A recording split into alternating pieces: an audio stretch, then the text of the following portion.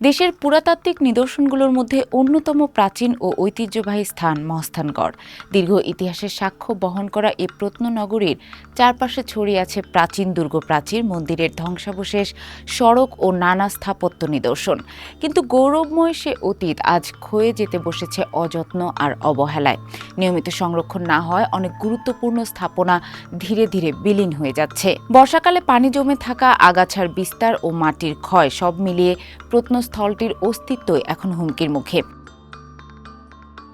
বগুড়া শহর থেকে প্রায় ১২ কিলোমিটার উত্তরে করতোয়া নদীর পশ্চিম তীরে অবস্থিত প্রাচীন এ নগরী একসময় ছিল সমৃদ্ধ সভ্যতার কেন্দ্রবিন্দু। মৌর্য, গুপ্ত, পাল ও সেন সাম্রাজ্য ধারাবাহিক শাসনামলে মহাস্থানগড় শুধু রাজনৈতিক গুরুত্বই পায়নি, বরং ধর্মীয় সহাবস্থান ও সাংস্কৃতিক বিকাশেরও এক অনন্য উদাহরণ হয়ে উঠেছিল। আজ থেকে প্রায় ২৫০০ বছর আগে গড়ে ওঠা এই স্থানটি বৌদ্ধ শিক্ষার জন্য ছিল প্রসিদ্ধ। চীন ও তিব্বত থেকে অনেক বৌদ্ধ সন্ন্যাসী লেখাপড়ার জন্য এখানে আসতেন। এরপর তারা দক্ষিণ ও পূর্ব এশিয়ার বিভিন্ন দেশে ছড়িয়ে পড়তেন এই শিক্ষার বিস্তার ঘটাতে।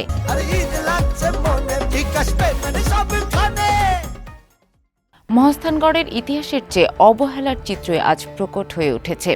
গড়ের মূল সীমানা প্রাচীরের প্রাচীন ইট খুলে ফেলে তৈরি করা হয়েছে রাস্তা।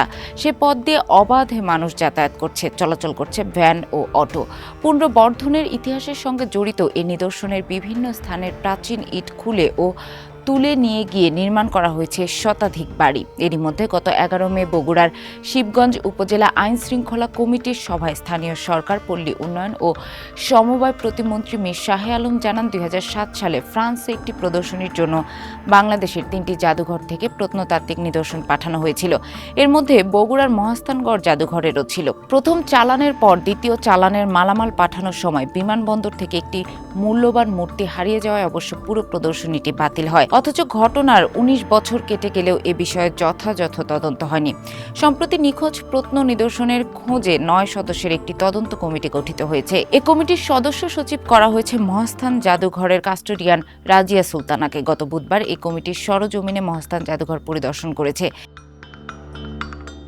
প্রাচীন গবেষক বুকানন হ্যামিল্টন ১৮০৮ খ্রিস্টাব্দে পুণ্ড্রনগরের ধ্বংসাবশেষের বিবরণ লিপিবদ্ধ করেন। মহাস্থানগড়ে রয়েছে খোদার পাথর ভিটা, মানখালী কুণ্ডু, জিয়ন কূপ, রাজা পরশুরামের বাড়ি, বৈরাগীর ভিটা, বন্দুক ধরা বেহুলা লক্ষিন্দরের বাসর ঘর, হাতিবান্ধা হাতিডোবা পুকুর, ধোপা পুকুর, মনির ঘোন, শিলাদেবীর ঘাট, গোবিন্দ ভিটা, কালীদহ সাগর অর্থাৎ পদ্মাদেবীর বাড়ি, গোকুলের মের, বামনপাড়া, পলাশ বাড়ি, চিঙ্গাসপুর, ওঝা ধন্বন্তরীর বাড়ি, ভাসু বিহার, ভীমের জাঙ্গাল, কাঞ্জির হাড়ি, ছেলির ধাপ সহ আরও বেশ কিছু স্থান। মহাস্থানগড়ের ভেতরে একটি অংশের নাম বৈরাগীর ভিটা। এই স্থানটি একটি রাজবাড়ি ছিল বলে ধারণা করা হয়। বিখ্যাত চীনা পরিব্রাজক হিউয়েন সাং ৬৩৯ থেকে ৬৪৫ খ্রিস্টাব্দের মধ্যবর্তী সময় পুণ্ড্রনগরে এসেছিলেন বলে জানা যায়। ভ্রমণ কাহিনীতে তিনি তখনকার প্রকৃতি ও জীবনযাত্রা বর্ণনা করেন।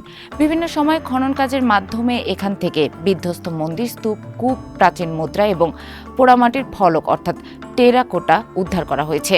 ১৯২৮ সালের দিকে বৈরাগীর ভিটায় প্রত্নতাত্ত্বিক খনন চালিয়ে পাল আমলের প্রাথমিক ও শেষ যুগের দুটি মন্দিরের ধ্বংসাবশেষের সন্ধান মেলে।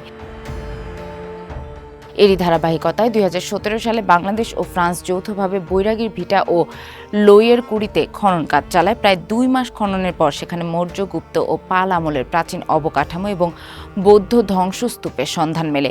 চারপাশের সমতল ভূমি থেকে প্রায় ৫ মিটার উঁচুতে অবস্থিত দৃষ্টিনন্দন পুরাকীর্তিটি মূলত একটি আয়তাকার ঢিবি, যার দৈর্ঘ্য ১৫৫৫২ মিটার আর প্রস্থ ১৩৭০ মিটার। এর চারপাশ ঘিরে রয়েছে প্রায় ২৫ ফুট উঁচু প্রাচীর। প্রাচীরের অভ্যন্তরের দক্ষিণ পূর্ব কোণে রয়েছে কিংবদন্তি আউলিয়া হযরত শাহ সুলতান বলখি মাহি সাওয়ারে রাদিয়াল্লাহু আনহুর মাজার, যিনি ক্ষত্রিয় নরপতি রাজা পরশুরামকে পরাজিত করে এখানে ইসলাম প্রতিষ্ঠা করেছিলেন। সুরক্ষিত নগরটি উত্তর, পশ্চিম ও দক্ষিণ দিকে একটি গভীর পরিখা দিয়ে বেষ্টিত ছিল।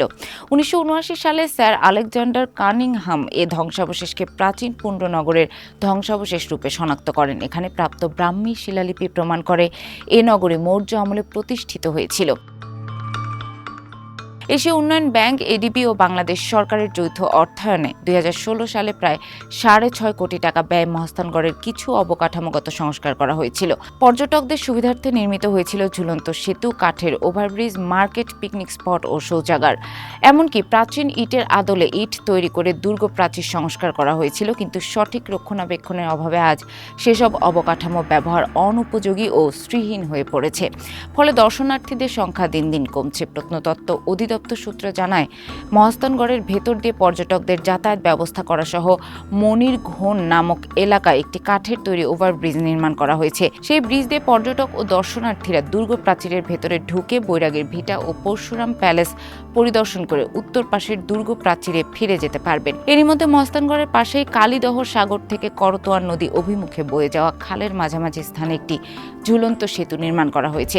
ওই সেতু পার হয়ে দর্শনার্থীরা সরাসরি জাদুঘরের চত্বরে প্রবেশ করতে পারবেন। বগুড়া কার্যালয়ে রাজশাহী ও রংপুর বিভাগের প্রত্নতত্ত্ব অধিদপ্তরের আঞ্চলিক পরিচালক AKM সাইফুর রহমান বণিক বার্তাকে বলেন, মহাস্থানগড়ের সার্বিক উন্নয়নে একটি প্রকল্প প্রস্তাব আকারে পাঠানো হয়েছে।